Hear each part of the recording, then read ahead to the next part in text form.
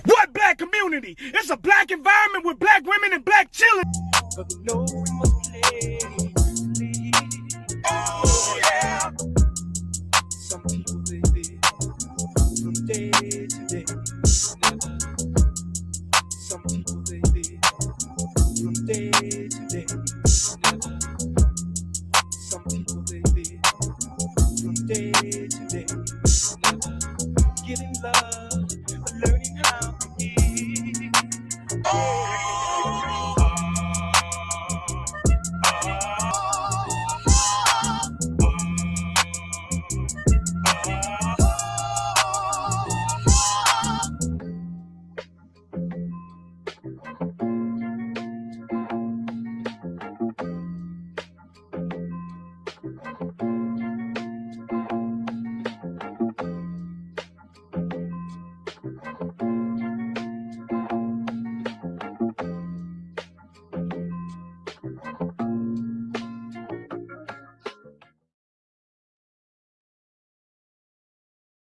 Hello, my dears. So, like many people, I have also watched Louis Theroux's Netflix documentary, Inside the Manosphere. And one thing I kept wondering was, do single mothers raise misogynists? The documentary highlighted a theme amongst many of these prominent men within this space. And the theme was that for many of them within their childhood, their father either left for milk and never came back, or he was a very inconsistent figure within their lives. And it's interesting to me because many of these men express very backwards and often sexist views, which is quite an interesting turnout considering the person who was the most prominent in their lives growing up would have been their mothers. Good morning, everybody. I came across this video. She just dropped it like in the last 24 hours. It's a brand new video. And I came across it this morning and I said, you know what? Let's just get up and jump right in it. Pause. We're just going to go right for the throat. Now, this young lady, she's obviously from across the pond. And I think the Louis Theroux Manosphere documentary is targeted more at the UK London crowd, and so it tracks for her to comment on this and for her to have some affinity for what was presented in the video. But I just think that initially she was onto something in connecting single motherhood to the Manosphere. I just think that her general take on it is a little bit off. Her targeting is just a little bit off center, and so we're going to kind of try to nail it down, because she's kind of coming from the position perhaps that because single mothers are raising all these boys, therefore it would be more likely that the boys would grow up with an affinity for mom, and therefore a healthy respect for women, a love for women even. And I would argue that the existence of the Manosphere is, at least for a good chunk of men, a growing chunk of men even, it's evidence that really what's happening is a rebellion against the very concept of single motherhood in general. Like as a widely accepted culture, I would argue. These men express very backwards, often very sexist views about women. And I guess it's an interesting paradox to me, because you would expect that a child being raised by a single mother, witnessing her sacrifice for him, provide for him, and do the job of two people, you would think that that would create a level of respect for women, the things that women can do and the things that women often have to do. But apparently, nope, it seems to do the complete opposite. Now, before anyone...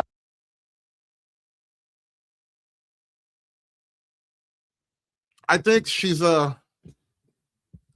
projecting heavily right now, and I think this is actually what the Manosphere is rebelling against on one level.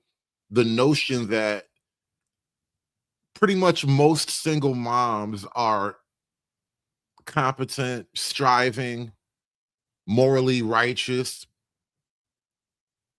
blameless even.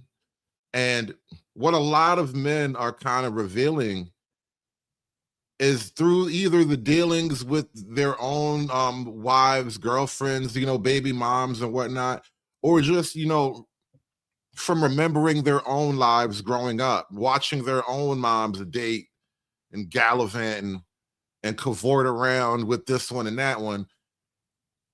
The young men are getting a different picture of single moms in action versus the imagery of single motherhood that is widely dispersed on like media, television, movies, you know, songs and whatnot. Dear mama, lady, don't you know we love you, sweet Sadie? You know, we were all heavily conditioned to just assume the best from our moms and explain away the worst, right? It was the left hook, right hook combination. You assume the best and explain away the worst, right? And it's created an overwhelmingly dominating, all-consuming type of culture online and in media, especially, where, again, moms can do no wrong, and the ones who actually do wrong, it's not all her fault. You know, it's somebody else's fault. It was the government. It was the white man. It was your goddamn daddy. It's your daddy's fault that your mama had to get out there and do this and be like that. I'm done. I'm done with life, and it's all Jermaine's fault. It's always Jermaine's fault. One gets trigger happy with their keypad. No, I am not saying that the mothers are responsible for the actions of these young men. I am not saying that all of the things that they have done are because of their mothers, because I do believe that once you're an adult, your life is your own responsibility and therefore your own fault. However, are we at least allowed to acknowledge a pattern here? Now, Andrew Tate is probably the most prominent figure within the Manosphere space. Mom is calling me. What does she want? Answer the phone. Do you want more money, Mom? And he has openly discussed how he was raised by a single mother in Luton. But I didn't understand, you know, your history, that you were raised by a single mother. Your father wasn't around. Yeah. So you see him once a year? About that, yeah. When we lived in America up to the age of 11, I saw him more often, once or twice a month, maybe. And then When did they split? I was 10. Based on how he describes his dad, it seems as though his dad only just kind of popped in and out of his life to teach him how to be a man through means that some would describe as abusive. It seems like he would just kind of do this and then disappear again to go and play chess. Now, again, the automatic assumption here that whatever abuse was happening that made him the way he is, it had to be coming from his dad, who was barely there to begin with, right? It's like he wasn't even there, and when he was there, he was like psychologically beating up on a kid or something. The assumption that the damage is coming from the person who was really hanging around the least, technically, for whatever reason. Let's not even assume that everything happened, that, you know, that the dad is blameless, right? Let's not assume that the dad is blameless here, right? He probably has his own faults, shortcomings, whatever.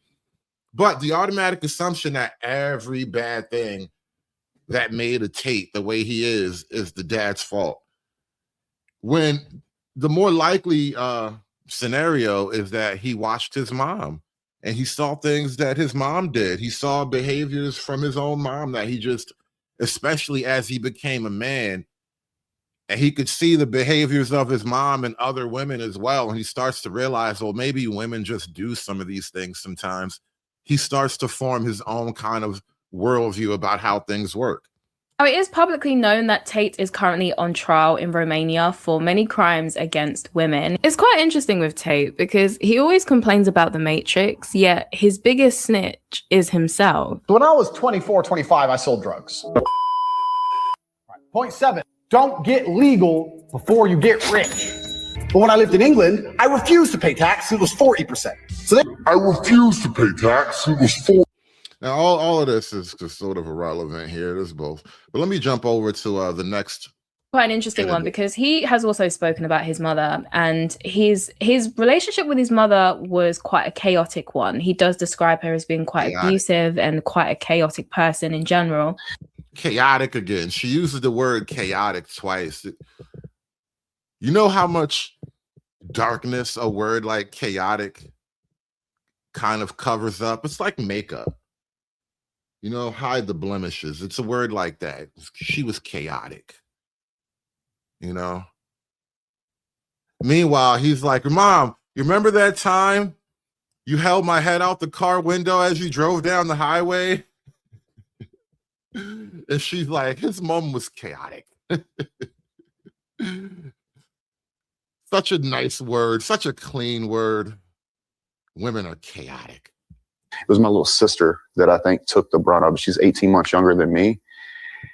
And so like she would come to school and she might have like a little speck on her eye or something like that. And they'd be like, hey, what happened? And we're like, yo, you know, we got to go home to this lady, you know. And it was not very male driven. It was mostly, you know, the mother. I'll tell you, I'll never forget the day I knew that she would never touch me again. But I was lifting weights and, you know, I was 6'2", 6'3" at the time, probably 210 pounds. And I'd said something to her. I was brushing my teeth and she said something crazy to me and I said something back. And she went and she drew her fist up at me and her eyes would always get big. She was a strong woman. A lot of my genetics came from her. And she read her fist back at me and I looked down at her and I asked her, I said, what the insert 4-letter word are you really going to do? Mm-hmm. And I'll never forget watching her like almost shrivel back. You know what I'm saying? And I knew like, bro, she ain't hitting me no more. But it didn't really cover my siblings, right? You know, it's so funny. I was watching him tell this story, and I'm not going to tell the story either. But I had a moment like that with my own mom. I remember it was obviously like long time ago, but I remember a moment like that with my mom. She was like, "I know you really ain't think you think you're gonna spank me, really? What are you really gonna do? You know, fit your ass there. Get the fuck out of my face." Like sometimes it's like that, and it's this thing where like, I don't know, for a large part of your life, she's like your mom is like physically dominant over you, right? Well, not a large part, but you know, for your childhood, for a good chunk of your childhood, your mom is just physically dominant. She's just bigger than you. And then as a boy, you know, there's a kind of no man's land you cross into as you're developing into a man where you start to become bigger than your mom. Not all guys, but you know, a lot of guys, you start to just become bigger. And then at some point, she's no longer a physical threat to you. And then for a little while after that, it might not even occur to you right away, but for a little while after that, anything that she does to punish you, whether it's physical or otherwise, but especially in the physical realm, anything like that is pure grace on your part. And it's a part of being a man, obviously. So this is something I was thinking about yesterday when we were talking about, you know, morality and strength. You know, morality really can only come from positions of strength, because you're not necessarily moral if your morality has never been in a position to be tested. Like if you never had the power to do a thing and then refuse to do it because you just decided it was wrong, then, you know, you can't really claim morality. You have to kind of have a position of strength. Mm-hmm. And as a young boy growing up, especially, you know, the single mom home and all that, you come into that physical reality where, you know, I really could beat this person up, but I just won't because she's my mom and we don't do that. I was the oldest. He also details how after his mom and dad separated, his mom stopped him from seeing his father as well. Now, Justin is probably best known for his controversial takes on relationships. He doesn't really believe in the traditional monogamy style relationship. He likes to practice what he describes as one-way monogamy, which is exactly what it sounds like. He's allowed to be a whore, but his wife absolutely not. Justin has expressed on multiple podcasts that he desires to have multiple wives, multiple families, and he also desires to continue to sleep around and slight up, even though he is married. Not legally married, but married. This is a complete side note, but he's in like a spiritual marriage. What is that, like a hippie marriage? Did they exchange like crystals or something? What is that? Justin Waller is the walking personification of fake deep. This guy tries so hard to say things that sound profound. People ask me, why Miami? And I tell them, because if it was 120 years ago, I'd be on a horse on the way to California to dig for gold. There's a part in the documentary where he gets out of his car and he goes to Louis, before even saying hello, mind you, he goes to Louis, this car isn't success. I don't want you to think that I'm stupid enough to think this car is success. Fuck that car. And it's like, my guy, good morning would have sufficed. Jesus. But anyway, while listening to Justin to explain his childhood and talk about how he grew up, etc., I couldn't help but wonder if perhaps the instability he experienced within his childhood is why he ended up becoming the way he is now. That is a great question. Now, let's kind of extrapolate that out toward a larger sample size, right? Let's think about the population at large and the kind of explosion of single motherhood. And I'm thinking, because Justin Weller, who knows, I guess he's American, right? Because I'm thinking about, in America, single motherhood seems to be the more dominant, and especially like a promoted, encouraged type of culture in America. And I'm wondering how much of that kind of chaos that he's talking about is a little bit more widespread to varying degrees. Like, not every kid is getting physically abused. Sometimes it's just poverty and neglect, and you're just in the house with your poor neglected mom, or your poor neglectful mom, or whatever. But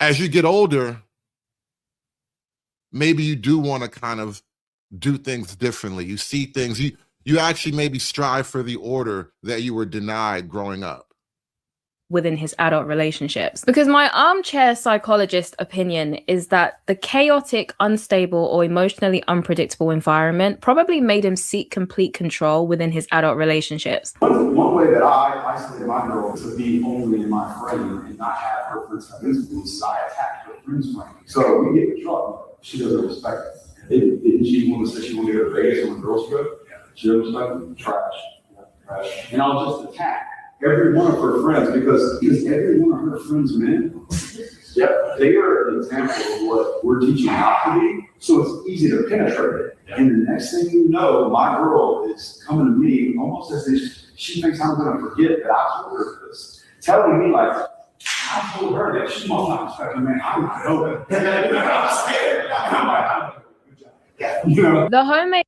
Now, what he kind of just described is a little bit of a, let's call it wife training, you know? Yeah, you have to kind of mentally build up frameworks for you to both live in. And that's all he just did is sort of describe that process. And obviously this girl takes offense to it because, you know, she's a girl and it's icky to her. At the same time, though, that is the exact type of thing women do to men. It's typically called henpecking, though.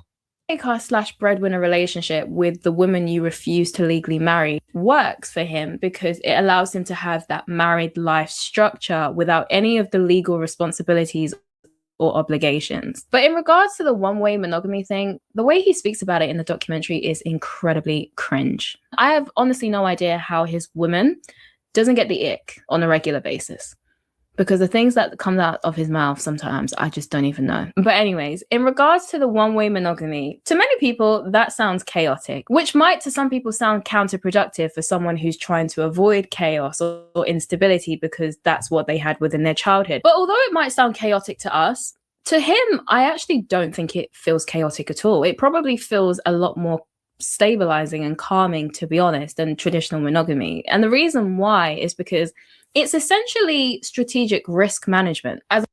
Strategic risk management. That's an interesting way to put it.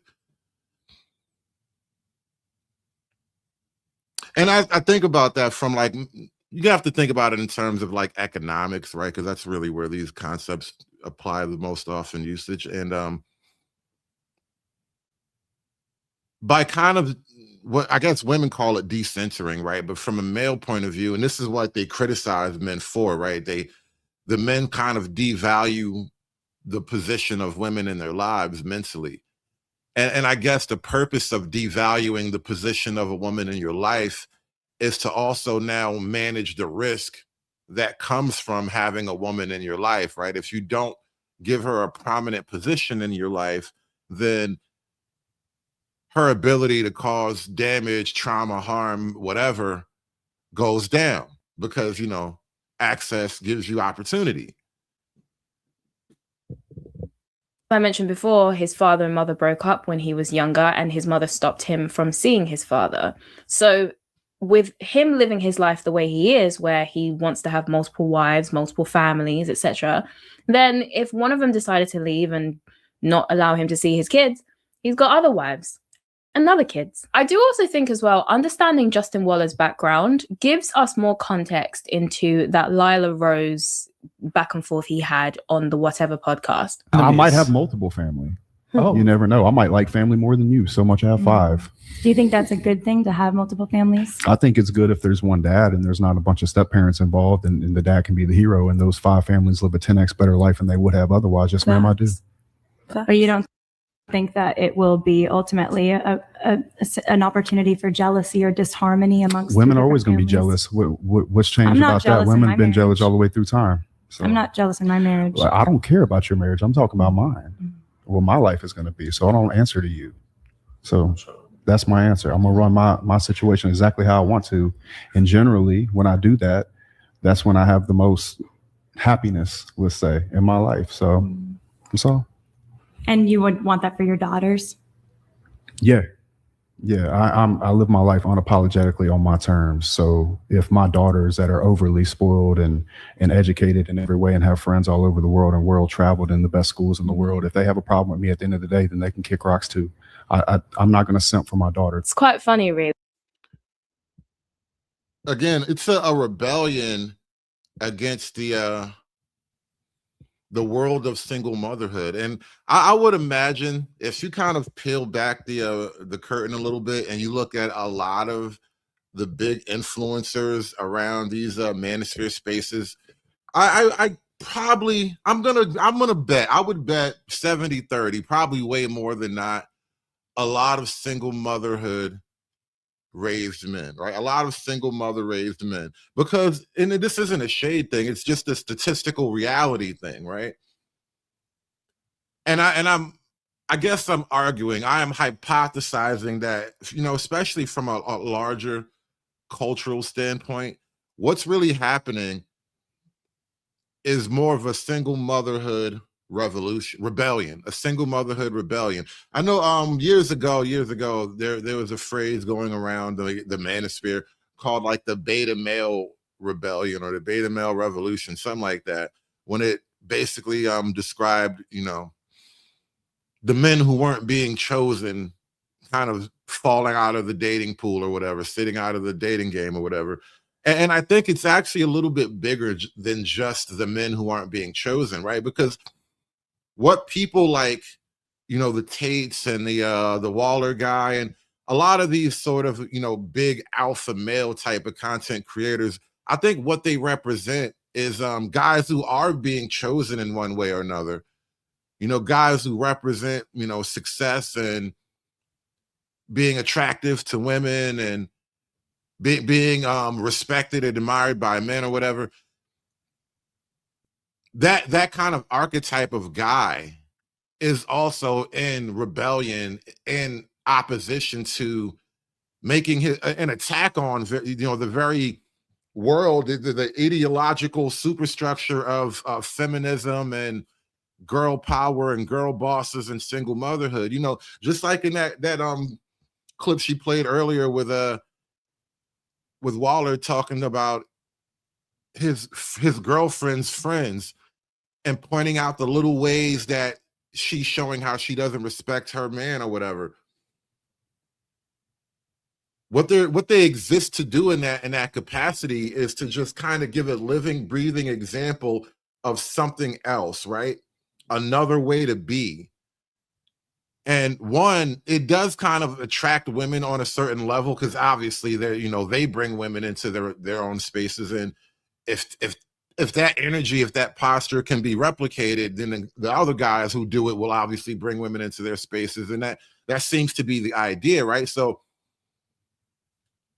he's presenting an option in terms of like a male archetype that's actually desirable to men, and also, like, again, a vociferous rejection of the single motherhood matriarchal world order. because while Justin won't simp for his daughter, he'll definitely simp for Tate. I don't know if I've said this on the internet yet, but I didn't want to say it. I named my daughter Emery. I think the reason why Justin was so triggered in that and this is another thing I've noticed about, this modern liberal progressive world.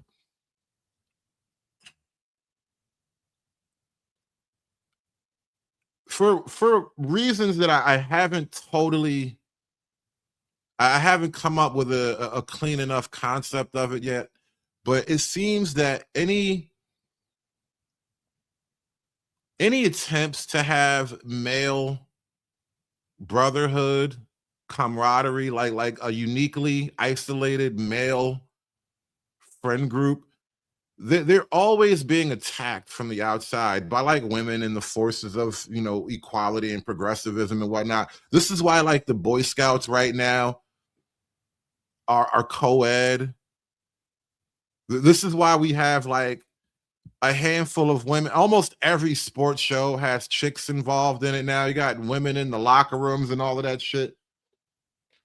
Remember that whole big deal back in the day where like we have to let women in the golf courses and all that? Like the idea of a men's club itself is kind of thrown away, attacked all the time, right? And so even in that little jab she just took at Tate and Waller, it's like,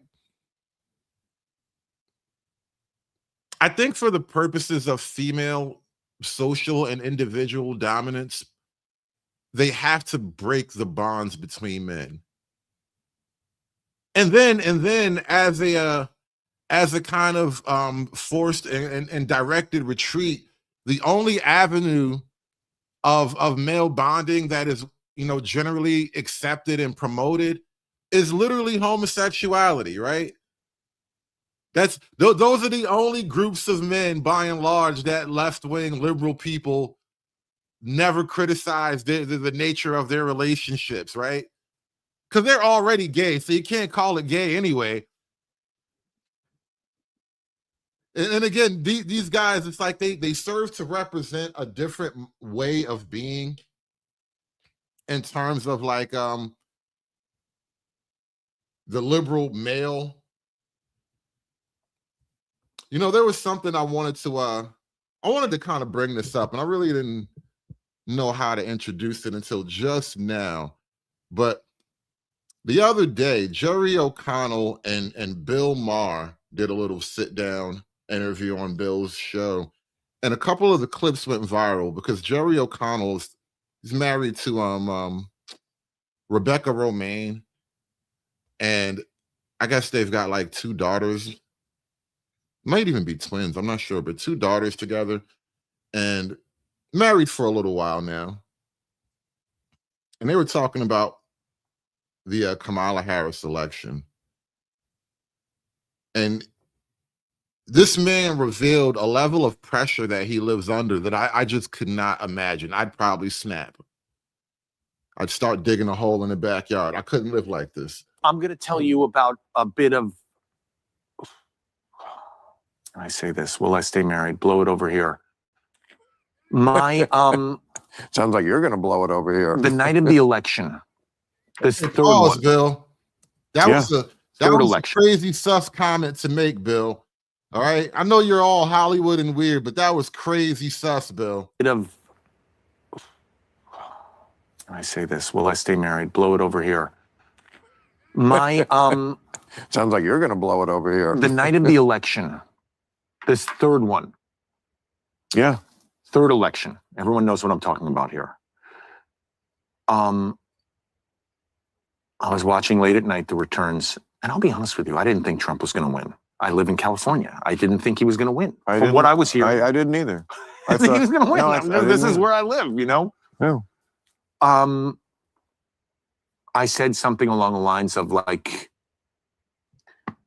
there was no planning. This is what they get. There should have been a primary. I said something along those lines, like I was just spitballing ideas as to, it was a shock, My wife and daughters, without saying anything, became physical with me. They were they were filled with rage.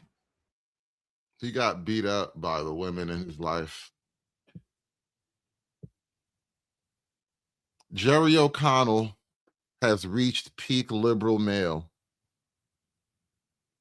And I've been wondering, like, and I've been raising this question for a while now on air, as far as for all the criticisms that liberals and left-wing progressive people have about men and masculinity, what is their model? What's their idea of, you know, peak acceptable liberal man?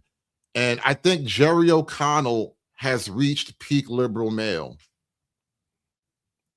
A man who is dutiful, devoted, hardworking, successful. You know, he's maintained his physical standard or whatever. He obviously works out and all that. And he's terrified of the women in his life. This is peak liberal male. This is the model, I think. This is the model of a modern liberal gentleman. And then everybody roasted him after this, because obviously no man who looked at this wanted to be this. And this is the problem with the liberal progressive model and their constant nonstop attacks on all things that are men and masculine. You never show a version of masculinity that most men actually want to buy into. This is why, like, years ago, we were joking about the Taliban and this idea of an American Taliban, because honestly, from just a base male perspective, it's more enjoyable to be a Taliban man than to be a peak progressive liberal male like Jerry over here. So if I am being careful with you in how I say things, yes, I live in California. I live with not one, not two, but three people who, if I made any kind of joke, he sounds like a hostage. He sounds like a hostage. He sounds like he got kidnapped and wound up married to the terrorist. This is exactly what they did over there in the Middle East, by the way. They will raid your village, kidnap you, and the next thing you know, you're married to a bearded terrorist, right? That's exactly what happened to Jerry, but with titties, though. Instead of a beard, he got held hostage by titties and blonde hair. And now he's like, I honestly, like, I would say blink if you need help, but I know the nigga probably can't even blink. He just got Botox this morning. The nigga can't even blink. He is really a hostage. The nigga's a victim. The nigga Jerry is a victim. And all this time, we never knew. Because that is the thing, right? You're supposed to carry it well. As a peak liberal male, you're supposed to take your pegging with a straight face and a smile. And only now in this moment, maybe it's the weed smoke in the air. Maybe he's kind of hanging out with Bill Maher, and Bill's like his version of a cool guy, and he's like letting his guard down next to the cool guy or whatever. And so now he's talking, and he's kind of like revealing the truth of it all right now, you know? Anything became physical with me. They were filled with rage. So if I am being careful with you in how I say things, yes, I live in California. I live with not one, not two, but three people who, if I made any kind of joke, they would they'd become very angry with me. You know, I don't want to tell you how to live your life, but I couldn't live that way. I would, whatever household or whatever situation I'm in, I say what I truly think. And if it makes you angry, I'm sorry. We'll have to work that out. Well, it makes. But I am not going to tuck my tail between my legs and just shut the fuck up. This is what you were dealing with when you were a child. Just sit there and don't say anything. Yeah. That's exactly what he was dealing with when he was a child. And I actually watched portions of this interview where Jerry told a story about when he was growing up and he was going to like acting classes and auditions and whatnot. And even before then, when he was a young child, I guess he was kind of one of those kids. His mom tried to put him on Ritalin. Mom tried to put him on some ADHD type of drugs or whatever. And one of the things, the mantra that his mom would tell him is just, why can't you just sit on your hands? You know, instead of blurting out or acting out something crazy, his mom kept drilling that into his head. And he had told his whole story about how he finally got on the, what was that movie I think they did when they were kids? It was Stand By Me.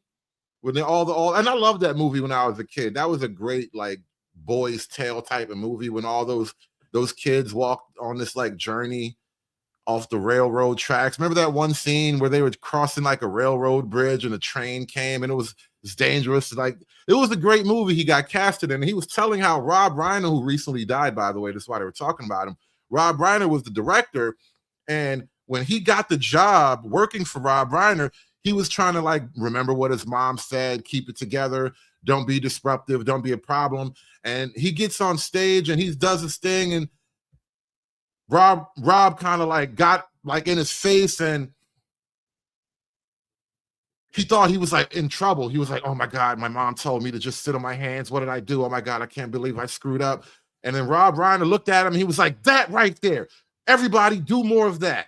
And it kind of like unleashed him or whatever as like an actor. And he said, I love that moment. He always thinks about how that moment like set up his whole life. But really what he was talking about was how like his mom kind of caged him in as a young boy, who sounds like she was a single mom herself. And she didn't know what to do with him. She was going to dope him up on drugs or whatever because she couldn't deal with it. And he finally got to a place where he could just be himself a little bit. And it turned into success for him, which is, you know, it's unfortunate because, you know, Hollywood got him and now he's married to his hostage taker. He's married to a terrorist, effectively. Sit on your hands. Well, what happened to Rob Reiner? More of that, Jerry. More of that. Yeah. Where's Rob Reiner's ghost when you need him to be telling you more of that? Yeah. I'm gonna. And see, what that kind of little story tells you is that as men, sometimes you do need the pull of an older male figure to kind of give you a North Star to aim for. Because whether they like it or not, whether they understand it or not, it is the nature of woman and man, or woman and mom, rather. It's the nature of woman and the nature of mom to attempt to kind of control and manage the male energy in her life, right? Because it is through control of the male that women can attempt to exert control over the larger world around them. Because women, by and large, don't do the hunting, they don't do the fighting, they don't do the heavy parts of the farming, they don't do the more strenuous physical jobs that, you know, civilization is built upon. But if they can access the mind and body of a man, they can have access to the things that man can do. And so it is in her nature to attempt to kind of control. And through that control, you know, she will almost always smother and stifle the very thing that she's going to need from that man going forward, which is like his dynamic strength, his wisdom, his fearlessness, right? His desire to achieve more than she wants for him. And shout out to the freak with the $2. Appreciate y'all coming out here. We're having like an early morning rant session. Don't mind me as I work my way through some ideas online, but I appreciate y'all coming out to listen. Shout out to my man, the freak with the $2. I do not like bearded breasts. Listen, nobody does. That's why it's unfortunate that Jerry married his terrorist and now he's trapped. I don't think there's any hope for Jerry. I just hope he can do it enough. He just needs to keep making movies and TV shows because he's trapped and he's going to have to pay for that forever now. Conversation is because Justin clearly does not like feeling controlled at all, especially not by a woman. And I think that's probably because of the relationship he had with his mother. As he said on that Whatever podcast, he's not going to simp for his daughter. So it's quite interesting because for Justin, taking into account how his actions could impact or potentially harm the women in his life is simping. So yes, Justin is going to do whatever Justin wants to do. And no wife, no daughter, and no woman on a podcast is going to tell him otherwise. I think he's very sensitive to a woman pushing back on him, challenging him in any way, because he perceives that as her trying to control or dictate his actions, especially in the case of Lila Rose, because she was challenging his way of life. And he took that as her trying to tell him what he can and can't do, essentially, and trying to assert some kind of control over how he should be viewing relationships or how he should be living his life. What was also interesting about Justin is in another interview I saw he did with Zuby, he was talking about his father. He speaks very fondly of his father, and what he said was quite interesting. He said to Zuby that he feels like his father was a good man, he just lacked the information. And I think this is another reason why these, quote, manosphere spaces exist. You know, women have been kind of trading notes, I think, strategizing, scheming, coming up with entire plots for world domination, effectively behind the backs of men, you know, their men in particular, the men that they have children and family with. And for a long time, I don't think men have been in the mind of, you know, scheming effectively against that type of thing. And so when I think Justin talks about his dad not having the information or whatever, I think for a long time, for many, many, many generations in this country, there's been a huge, almost propaganda type of effort to cloud men's vision of a woman, of what woman is, from a base conceptual idea. Like what is the female human animal from its core, like at its core level? And this is why traditional notions of like romance have kind of dominated the male mind. I think one of the most kind of revealing red pills that I've adopted along the way is the idea that romance, like the idea of being romantic and all that, you know, the knight goes slays the dragon and rescues the princess type of thing. That stuff has been more, it has affected the male mind far more than it has affected the female mind, right? Which is why a lot of the OG red pill content creators would say that women are almost born red pilled. Men needed to be taught. Men needed to have lesson plans, you know, given to them. Men needed, you know, hands-on testing of the theories, right? But women were almost naturally born red pill because why? It's part of female nature to control and manipulate. You know, the other day I was talking about little girls playing with baby dolls. Like, why don't we see girls playing with dolls anymore? And I was really, you know, it was a whole conversation about women kind of pulling away from motherhood as a concept. And one of the things, though, that is just a functional reality of little girls playing with dolls is it's them psychologically prepping themselves for the world of personal manipulation and interpersonal relationships and whatnot. And I realized that when we talk about these things of like, you know, romance and women being red pilled, because women just, again, by instinctive nature, by instinctual nature, they are more prone to manipulating the men emotionally and psychologically as opposed to otherwise. Only the sort of like alpha types are really adept at manipulating the female mind in any equivalent fashion, but the average man, not so much. The average man is probably a little bit more clueless, a little bit more earnest in their approach to women in this so-called romance. Whereas I think women understand that romance is just a ploy, and it's a ploy that almost entirely benefits her, doesn't quite serve the male who is committing romantic acts to show his long-term potential as a romantic partner. And the reason why you know that is because we have this phenomenon of the bad boy and the 80-20 rule and that whole concept of, you know, alpha fucks and beta bucks and whatnot. Women understand that romance is just another strategy, but it is not necessarily true. And so again, like the idea that men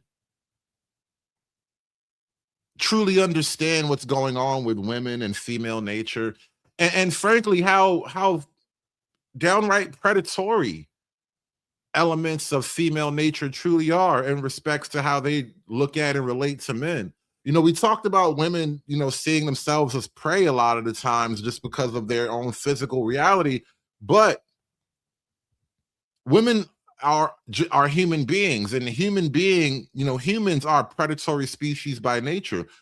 And you know, women will exercise that predatory nature against men at times as well. It'll show up in a little bit less directly physically aggressive ways, but you know, women do have their schemes and their manipulations. And I think concepts like romance and male sacrifice and all that stuff have definitely been overfed to the male mind in such a way that, you know, we now have this kind of duality, these competing modern images of women where on the one hand, she's powerful, she's competent, she's striving, she's successful and all that. But on the other hand, she really wants like a rich, powerful man to come and just take it all away. It's like we've been given these kind of conflicting natures of what the female animal is at a base level, largely from media and movie and whatnot. But my whole point is that I think that, again, to kind of talk about, you know, his father, quote, not having the information, I think what he's really getting at is that as men, as a culture in Western society, we have been heavily gaslit as to what woman actually is. The way I look at my dad is that he was a really, really good man, but he didn't have information. My dad was, you know, he was doing the best he could with the information that he had. And I think that's probably the most important thing that I could say about my father. He did a lot of things that I wouldn't do. He put up with a lot of things that I would not put up with. Not entirely sure what he means by that because he doesn't clarify. But if I was to take a guess, you know, if I was to sit in my armchair psychologist chair and analyze this, I think he means he lacked the information that he needed in order to live the life that Justin is living now. Because he witnessed his mother being abusive towards his father and treating him poorly and denying him access to his children, I imagine that what he probably means is, had his father had access to some of the stuff that he preaches within the Manosphere, he could have avoided those kind of situations. I don't know that women really have a mental framework to really connect themselves to this idea. You know, it's funny. Actually, I happened to catch a piece of a movie yesterday. I was making dinner and I was cooking and cleaning up and stuff, and had a movie playing in the background. It was a 3:10 to Yuma. And I never realized till I put it on. It was Russell Crowe and Christian Bale were kind of like the protagonist, antagonist in the movie. And Christian Bale was like a Civil War veteran. I think he got his foot blown off at some point, and so now they're living out west. He's got a dying ranch trying to make it work, and he's got young boys and a wife and all that. And there was this one point in the movie toward the end where Christian Bale, he makes a comment about his kids having to look at his dad, knowing the truth that his dad was never a real war hero. Like, he didn't get injured in a real battle. Like, they were retreating, and I think it was like a friendly fire thing or whatever, and he lost his foot in a friendly fire incident or something like that. But the point of the story was that for Christian Bale, the whole reason why he was caught in that moment doing whatever they were doing was he couldn't bear the shame and the burden of like his sons watching him, wishing that their father wasn't such a weak man. And I don't know that women can really relate to that feeling of shame and burden and guilt for either side, for the father or the boy. And especially for the boy, you know, where your son got to grow up like, this is my dad. You know, watching your father be weak, I think it does something to you. And I'm so thankful for the father that I had, because as I say this right now, I really cannot relate to watching my father be weak. Like as as a man, I don't recall many moments, and I'm sure he's had moments in his life where, you know, shit just went bad for him. He had to take a knee and get it back together or whatever, because, you know, life happens to you. But as a boy, I do not recall like really stark, painful moments in life of watching my father be weak. And I don't know that women can truly understand how heavy that is for a boy. And perhaps what that does to the man who grows up watching his father be weak, where weakness itself becomes a specter in your life. Weakness itself becomes an enemy that you're constantly running from, that you're constantly motivated by. And so when we talk about like this manosphere thing, you know, this hyper masculinity that they accuse the manosphere of, you have to understand that for boys growing up in the single motherhood environment, and the kinds of men that are in and out of the lives of these women, and the kinds of men who actually stick around often in the lives of these women, I think for a lot of boys, they grew up watching men be weak. And so what we've now grown up with, well, what we've now created rather, is after, you know, successive generations of more and more men, more and more boys watching more and more men be weak, we're now hitting the period of backlash where weakness itself is the enemy. And it's strength at all costs. It's strength regardless of the look, right? I would rather be strong than look nice. And this is what, you know, to bring it back to Jerry O'Connell and his whole interview with Bill Maher, he seems like, you know, the very picture of peak Hollywood liberal male. You look nice, but you're weak. And so now you have these two stark examples. Would you rather look nice but be weak, or be strong and I don't give a damn what that looks like? And this is how you get a manosphere. I wonder if perhaps Justin believes that the key to avoiding having the same outcomes as his father is to live his life in the way that he's living it now. This exaggerated form of masculinity, this desire to be able to be in control of everything, this desire to not allow his wife or any of his female partners to dictate what he can and can't do, and to all. Well, again, when you've grown up where at every turn in your life, there's almost always a woman who is the authority figure in your life. It's your mom, then she drops you off to school. And school is just a giant concrete box filled with angry women who don't like you for being a boy. It's a giant concrete box full of women who've been trained in their own other giant concrete box to not like what you are as a boy.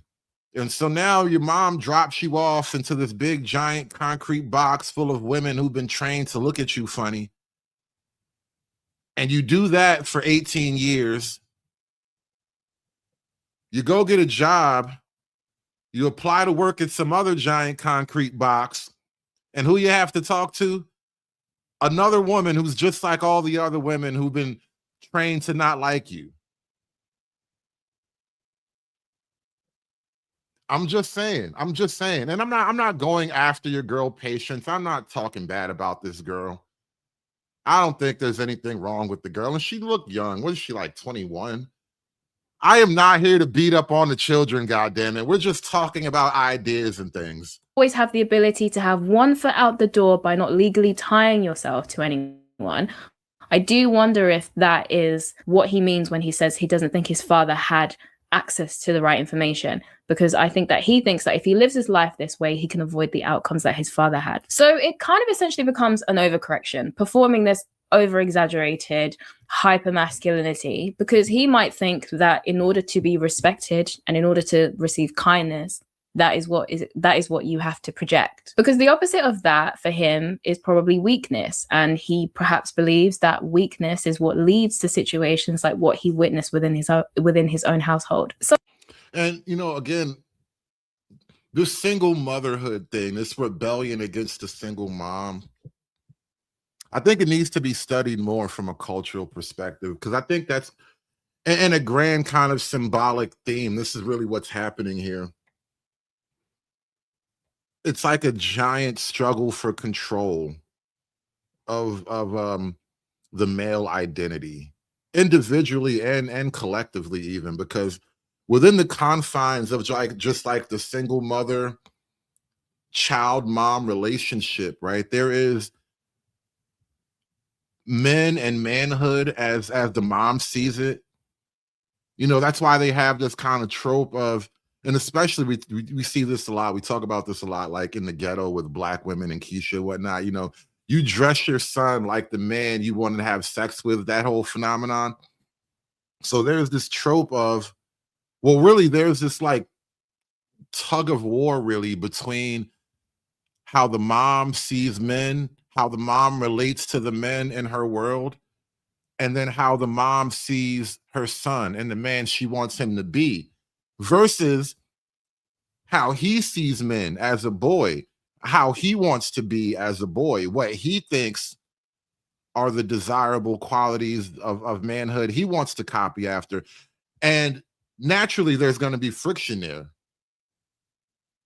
Because, and this is, again, part of the biological reality of being woman. The things that frighten women about men are also the things that draw men, that draw women to men. That strength, that dynamism, that the fact that he's a little bit crazy. I don't know what he might do next, but I know he's going to do it. These things are attractive and repulsive on different terms. But again, these are the things that repel and draw women toward men. Yet from the female perspective, the only way to really manage that is to control it. And her attempts to control it kind of retard the masculine development, because in her mind, all the things that she hates but she's still drawn to, she'll just label them as toxic and never have to work out the mental contradiction. She'll never have to live with her own hypocritical nature. She could just totally block that out mentally and go forward in happiness. I guess what we're learning here is that the key is balance. Definitely don't abuse your son, okay? But also don't dote on them either, because let's be honest, there are two sides of this extreme. Being a chaotic and abusive mother is gonna harm your child, but also being overly doting is also going to harm your son. Because I do personally think that doting mothers absolutely create man children, men who never manage to actually grow up because their mothers have always basically treated them like children. I'm sorry if that offends anyone, but it's true. There's a reason why the boy mom stereotype exists. A woman who I wonder how true that really is, though. Are boys really more spoiled than the girls at this point? Because I don't know that we're looking at a generation of boys who are the products of being, overly mothered. I would argue, and again, in keeping with the theme of the discussion right now, if the manosphere is a rebellion against single motherhood, people don't rebel against good leadership. People don't rebel against effective, competent leadership, right? People typically rebel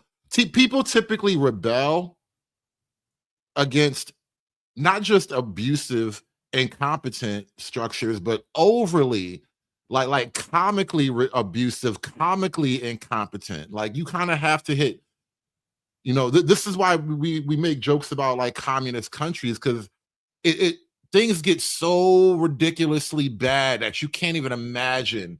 Like, no one could imagine millions of people starving, right? And this is, the conditions it would take for people to like rebel.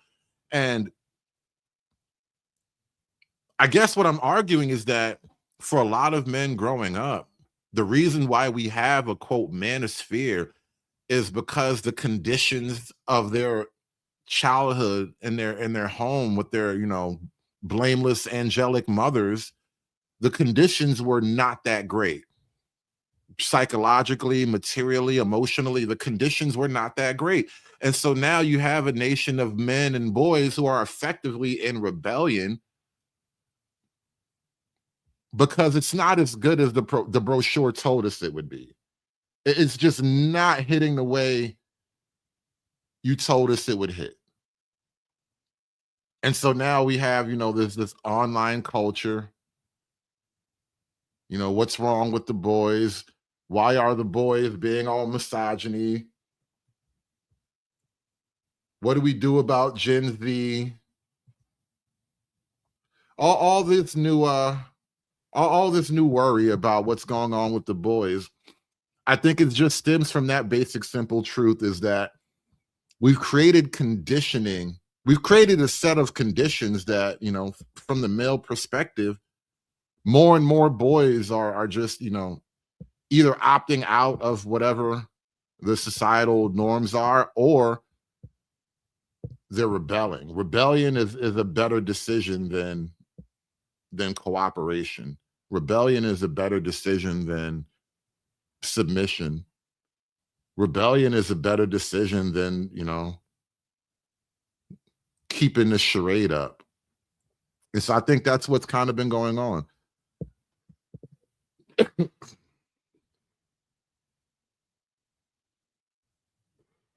Am I going to do a video on Dolores Huerta and daughters trying to erase Cesar Chavez's legacy? Dolores straight succubus. Nah, I don't know enough about what's going on over there. I wasn't really going to touch that one. That's a little bit out of my realm.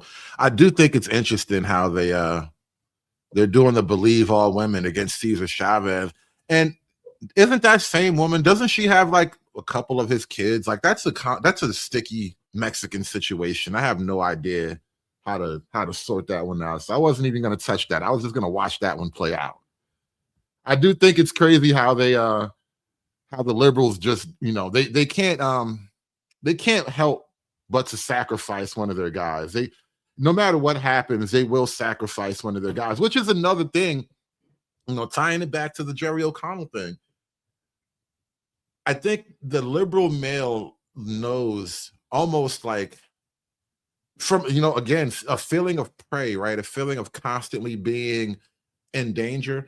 I think the liberal male understands that he is always put up for sacrifice. Like you are always in danger. Your position is never secure. Shout out to Rational Baz with the $5. He says, we're having all the discussions that should have been had at home and in what a real school should be. Yeah, I think that's actually what's going on here. Again, you know, we're holding church in the wild. Church has been kind of subverted and taken over by the evil forces of matriarchy and global homo and whatnot. And so dudes are having church in the wild. You can't go to regular church. You know, Zog got regular church. Regular church is Zog occupied. So you have to go have church in the wild. And that's what's been really going on. It's like, it's kind of like in one of those movies where, you know, the rebellion takes off into the woods and forms into little isolated splinter cells and all that. We communicate by ham radio and a bunch of secret codes and whatnot. That's really what's happening here. There's a kind of a rebellion against just the natural order of the system at large. Because the system isn't working for the men. And so why continue to play along? But shout out to Rational B with the foul ball. Appreciate y'all coming out. I'm going to hang out for a few more minutes before we get up out of here, man. Good women are dead. Evil bitches, rise up! I need that money. But I've been kind of thinking this out, and we're still talking about Jerry O'Connell and this idea of peak liberal male. And then with Chuck Norris dying recently too, I think it's even more pertinent to think about this. Rest in peace to Chuck Norris. Because one of my favorite things on the internet is Chuck Norris jokes.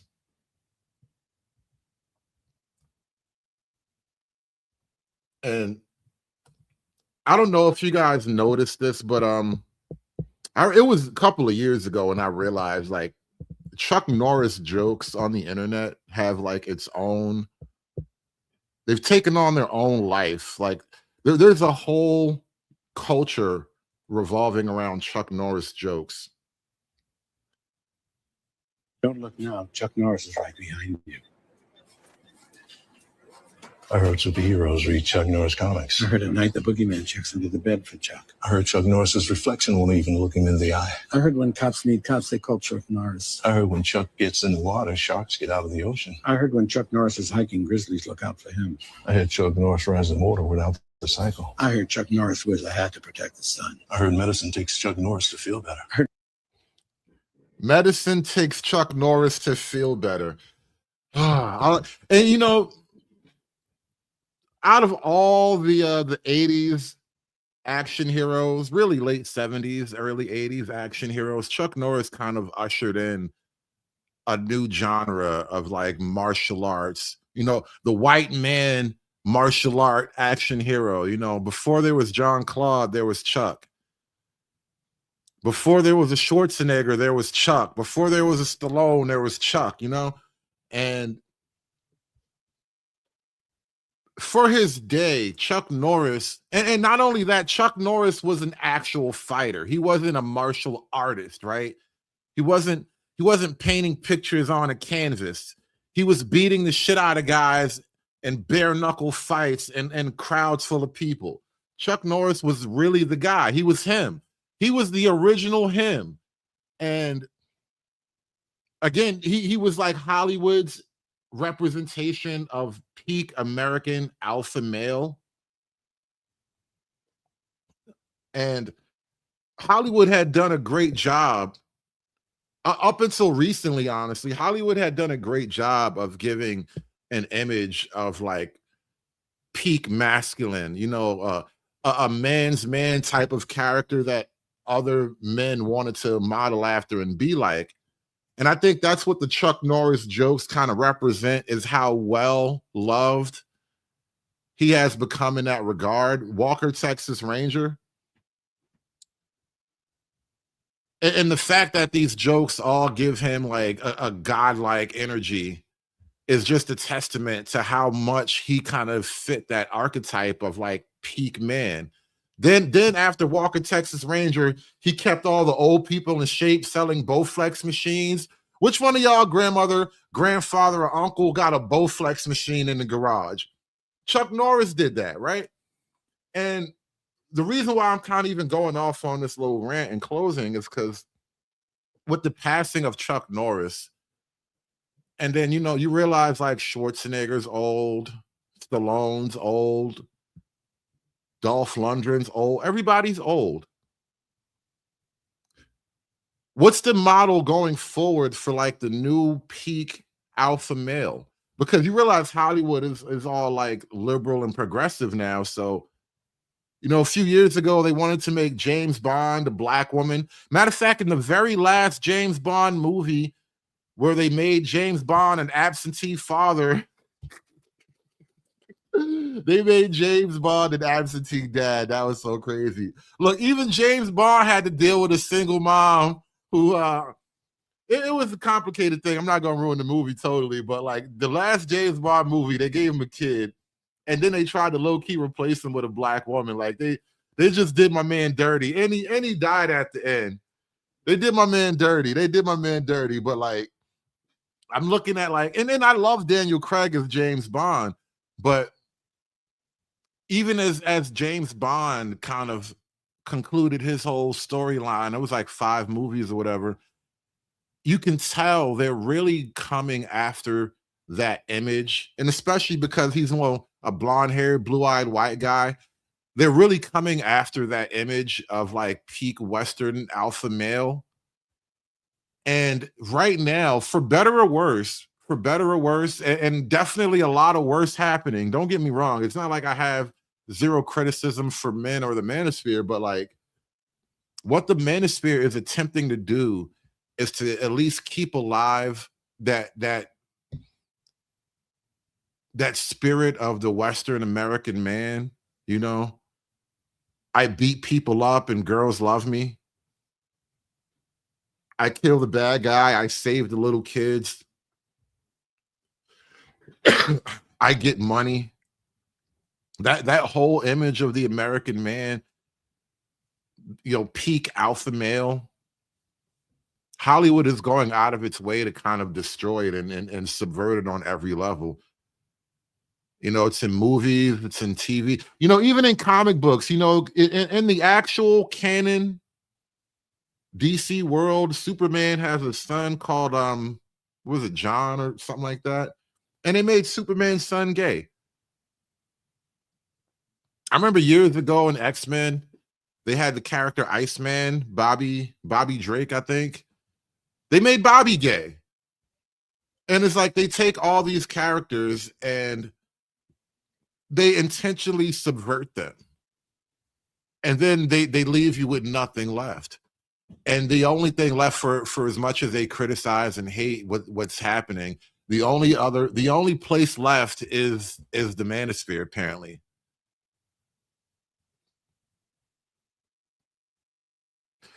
But yeah, I guess we're pretty much to the end of my rant on that one. Yeah, what are they coming to church doing? Being gay! But I appreciate you guys coming out. Hit that like button. Damn, Wolverine's son too? Damn, I didn't even know. Dakin? Not, oh man, I didn't even know. Not Wolverine. They got Wolverine. Bruh, I didn't even know. Didn't even know, man. But yeah, shout out to Patience Zena. Appreciate the video. Gave me something to talk about in the morning. So, you know, there's that. Get back in the kitchen.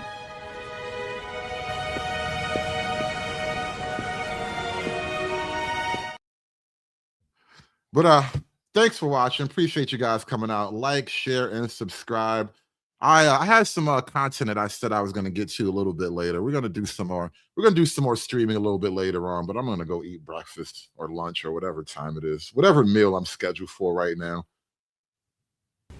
These blacks. Aspiring to be patriarchs like what white men have, that isn't freedom. That isn't going to help anybody. It's certainly not going to help black people. It's done. It's done. It's done. It's done. It's done. It's done.